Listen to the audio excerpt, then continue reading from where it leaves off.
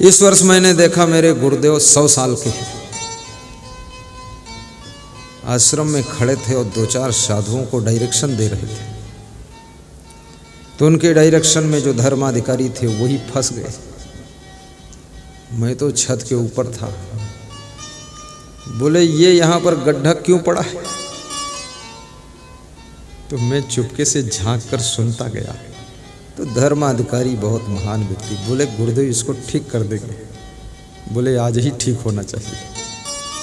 बोले ये 10 दिनों से देख रहा हूँ ये दीवार में फोड़ा पड़ा हुआ है। तो मुझे लगा 100 साल के गुरुदेव हो गए हैं। कितनी पैनी नजर है, बहुत पैनी नजर है। तो मैंने धर्माधिकारी को बुलाया। हमने कहा क्या कह रहे थे गुरुदेव? बोले आज ही करा देता हूँ। हमने कहा कर दो जाकर।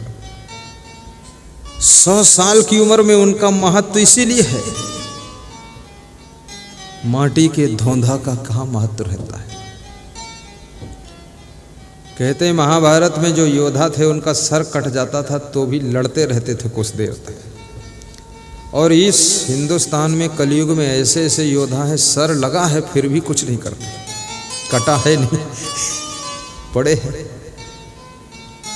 कार्य कीजिए। आपका कर्म आपके सम्मान को बढ़ाता है। कहीं भी आप जाइए। मैं किसी के आश्रम भी जाता हूँ। पहली बात जाता बहुत कम हूँ, लेकिन अगर जाता हूँ तो वहाँ की व्यवस्था पर पूरी नज़र डालता हूँ कि यहाँ और क्या करना चाहिए, हम क्या हेल्प कर सकते इनको। क्योंकि आखिर हम में और सब में अंतर क्या है।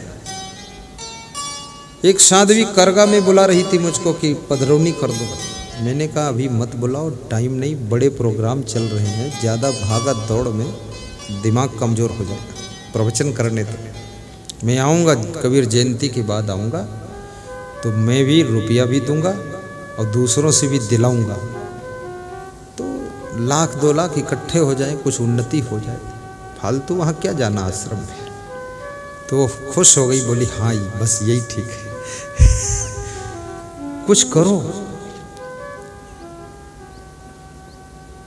जो गाय 10 लीटर दूध देती है उसकी कीमत ज़्यादा होती है, जो 2 लीटर देती है उसकी कीमत कम होती है। जो 20 लीटर देती है उसको लोग गुड़ खिलाते हैं और कुछ अलग से स्पेशल लाते हैं और उसकी पीठ खुजलाते रहते हैं और पंखा डुलाते रहते हैं। बाप के ऊपर पंखा कभी नहीं डुलाया, गाय के ऊपर डुलाते हैं और पीठ खुजलाते हैं। गाय खुश हो जाती है, 20 लीटर दूध निकाल लेते हैं। जितना आपके अंदर गुण होगा, कला होगी, और जितना आप अपने गुण कलाओं का प्रयोग करोगे उतना ही ज़्यादा तुम इम्पोर्टेंट मैन बनते चले जाओगे। कभी कभी घरों में जॉइंट फैमिली में बहुत डिस्टर्ब होता है। ज़्यादा लंबा परिवार हो गया, बहुत सारी औरतें तो पड़ी रहती हैं, बैठी रहती हैं, इधर उधर रेस्ट करती हैं, काम नहीं करती, दांव काटती रहती। अब वो समझती नहीं है कि इससे हमारी कीमत गिर रही हो, घर में गरीबी आ रही हो, घर का मालिक परेशान हो रहा है, ओवरलोड होता चला जा रहा है। सब के सब जुट के काम करो। ये बंटवारा जब होगा तब होगा। अलग अलग क्या है, अलग हो जाओगे तो भी रोटी खाना वही खपुर्री रोटी, अरसा रोटी, अंगाकर रोटी, और क्या खाना है। अलग हो जाओगे तो भी कमरे में सोना है, और जिस दिन अलग हो जाओगे तो झाड़ू भी स्पेशल लगाना ही पड़ेगा तुमको, बर्तन मांजना ही पड़ेगा, भोजन बनाना ही पड़ेगा, कपड़े धोना ही पड़ेगा, मेहमानों के लिए नाश्ता तैयार ही करना पड़ेगा। अभी साझे में हो, अगर तुम नाश्ता बना रही हो तो दूसरी लेडीज झाड़ू लगा रही है, तीसरी कपड़े धो रही है, चौथी अतिथि को डील कर रही है, 5वीं बच्चों को डील कर लेती है। मिलजुल कर कार्य हो जाता है। एकता में जो सुख है, जो शांति है, जो उन्नति है, जो सफलता है, बहुत बड़ी सफलता है। लेकिन एकता वहीं पर टूटती है जहां पर लोग आलसी तैयार होने लग जाते हैं, काम करना नहीं चाहते।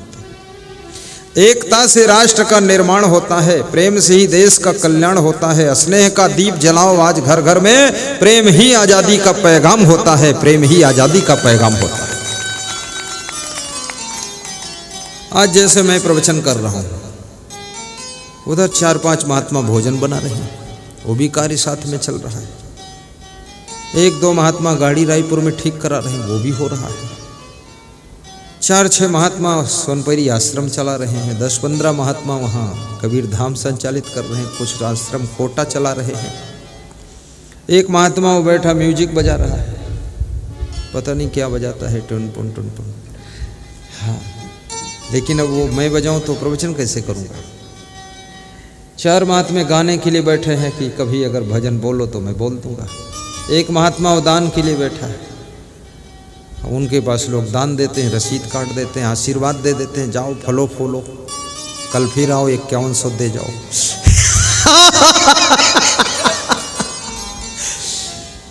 इधर एक महात्मा बैठे हैं, ये खड़े हो जाओ, ये आज ही आए हैं सतना जिले से। इनको मैं कार में बिठा के इनके घर छोड़वा दिया था। आज मैं देखा ये फिर मेरे पास खड़े। तो मैंने कहा तुम कैसे आ गए? बोले हमको वहाँ अच्छा नहीं लगा, तुम फिर आ गए। तो मैं तो घर छोड़ दिया था तुम्हें। बोले हम आपको छोड़ेंगे नहीं। खड़े हैं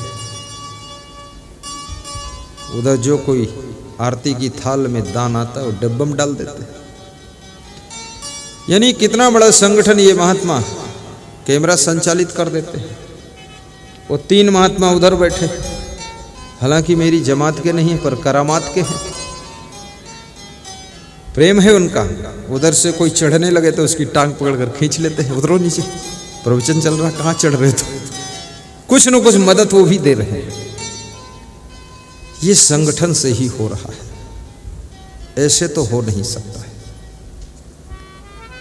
अकेले हम पड़ जाएं तो प्रवचन करेंगे, क्या क्या करेंगे, आखिर सब फेल होगा और क्या होगा। ये लोग अकेले पड़ जाएं तो ये म्यूजिक किसके में बजाएंगे? जब कोई गुरु प्रवचन वाला नहीं तो बाजा कहाँ बजाओगे? वो बेचारा अकेले पड़ जाए तो दान लोगे तो किसके लिए, कौन कुंभ करेगा? उसका महत्व मेरे साथ है और मेरा महत्व उसके साथ है। याद रखना, ये माला का महत्व तभी है जब हम इसको पहने हैं, और जब हम पहने हैं तो इस माला की कीमत अदा हो गई। थोड़ा देखने में लोगों को सुंदर लग रहा है, गुरुदेव माला पहने। तो ऐसी माला है, न मुरझाती है, न सूखती है, न मक्खी बैठती नहीं, क्योंकि प्लास्टिक है। मक्खियाँ इतनी तो चतुर हैं ही, वो जानती इसमें न खुशबू है न रस है।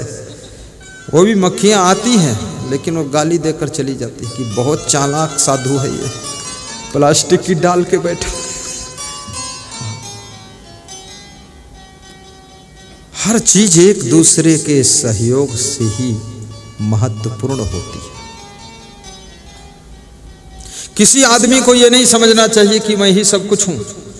जिस दिन तुम ये समझ लोगे मैं ही सब कुछ हूं, उसी दिन तुम कुछ नहीं रह जाओगे। और जिस दिन तुम समझोगे कि सबके वजह से मैं सब कुछ हूं, उस दिन तुम सब कुछ से और कुछ बनते चले जाओगे।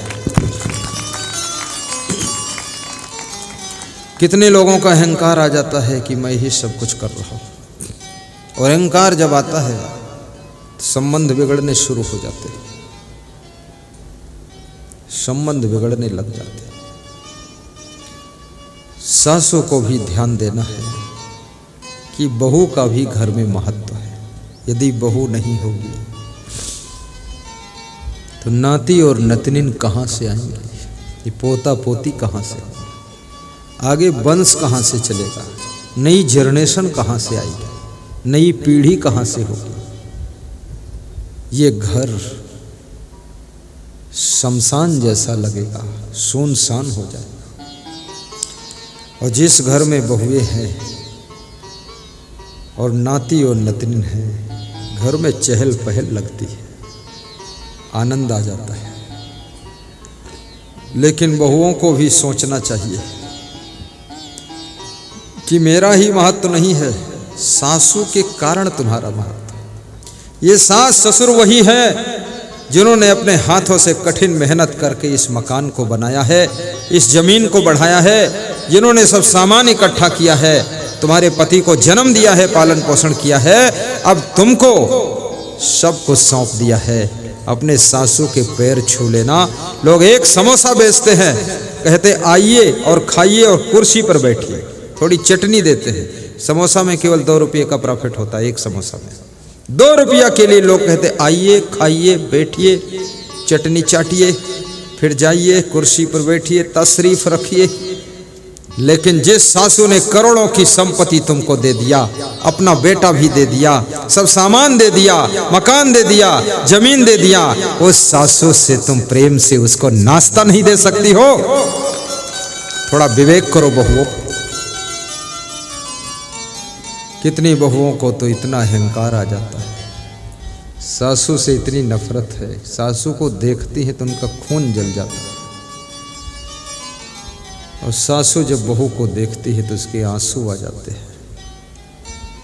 सोचती है कि नागिन बनकर आई है बहू, फुफकार रही है, अकेले आई थी, सारे घर पे कब्जा किया है और सास ससुर को वृद्धाश्रम में डाल दिया है। ये तो छत्तीसगढ़ प्रदेश की महिमा है जो यहाँ वृद्धाश्रम में लोग कम डाले जाते हैं। शास्त्रों में लिखा है जो वृद्धों की सेवा करता है उसकी आयु बढ़ती है, यश बढ़ता है, उसके शरीर में बल बढ़ता है और विद्या बढ़ती है। आयुर्विद्या यशो बलम वृद्धोपि सेविना। इसलिए वृद्धों की सेवा करना चाहिए, उनके लिए दिल में स्थान रखो। और सास ससुर को भी मैं कहूँगा, बुढ़ापे में पागल मत बनो, कम बोला करो, कम सुना करो, शांति से रहा करो। अब शरीर असमर्थ है, अब तर्क वितर्क मत करो, बस आराम करो, गुरु जी का प्रवचन सुनो, मुस्कुरा कर लेटे रहो।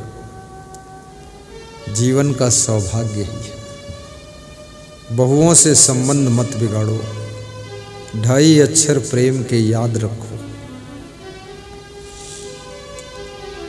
बेटियों से भी मैं कहूँगा, इस नए युग के फैशन के प्रवाह में मत बह जाना। तुम्हारे हाथों की सेवा चूड़ी और कंगन से नहीं है, कोमल सेवा करने से तुम्हारे हाथ सुशोभित होते। तुम्हारे नाक की शोभा नथुनी और सोने के फूल से नहीं है। घर की मर्यादा, घर का सम्मान, घर का गौरव ऊंचा उठाने से तुम्हारे नाक की शोभा बढ़ जाती है। तुम्हारे गले की शोभा सोने के हार और चैन पहनने से नहीं है। गले की शोभा, इस गले से जब तुम भजन गाती हो, सत्संग की बात करती हो, तब तुम्हारे गले की शोभा बढ़ जाती है। अपने पति को भी भजन सुनाया करो। बॉम्बे से एक फोन आया तो एक भक्त की पत्नी ने कहा, आज मैं आपको भजन सुनाऊंगा। कभी नहीं सुनाया था, 2-4 साल से जुड़े वो लोग, तो मोबाइल में सुनाया। तुमने कहे तो बहुत अच्छा गाती है। फिर उसके पति ने मोबाइल लिया तो हमने कहा तुम अपनी पत्नी का भजन रोज सुना करो। बोले ये आपको सुनाती है, बाकी हमको तो कुछ और ही सुनाती है। बोले इतना बात लड़ाती है, बहुत तर्क वितर्क करती है, पूरा एडवोकेट है। ये हर समय उलझन में मत रहो, थोड़ा शांत मन से बैठकर भजन भी गा दिया करो। और यदि तुम पति हो, तुम्हें भजन गाना आता है, तो अपने परिवार को भजन सुनाया करो।